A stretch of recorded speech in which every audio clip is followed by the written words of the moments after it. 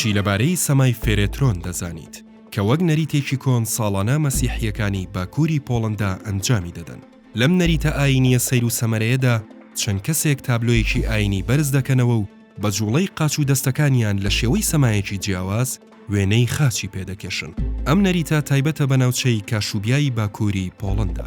زیارەتکەران ساڵانە دووجار لە بەهار و پاییزدا بە کۆمەڵ بەپێ بەڕێدەکەون بۆ شوێنی پیرۆزی ڤێیهێرۆڤۆ کالڤاری. فێرێترۆن بریتیە لە تابلۆی گەورەی دووڕوو یان پەیکەری بچووکی ئاینی کە لە ناو چوارچێوەیەکدایە و بە دوو داری درێژەوە دەبەسترێنەوە بۆ ئەوەی لەسەر شان هەڵبگیرێن. تابلۆکان وێنەی هێما پیرۆزەکان یان دیمەنی ئینجیلیان لەسەرە. مێژووی ئەم نەریتە بۆ سەدەکانی 17 و 18 دەگەڕێتەوە.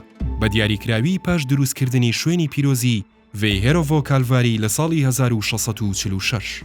ئەم سەمایە تەنها ڕێوڕەسمێکی ئاینی نییە، بەڵکو گزارشتە لە دڵسۆزی قوڵ و هۆکارێکیشە بۆ پاراستن و زیندوو ڕاگرتنی نازنامەی کلتوری خەڵکی ناوچەکە.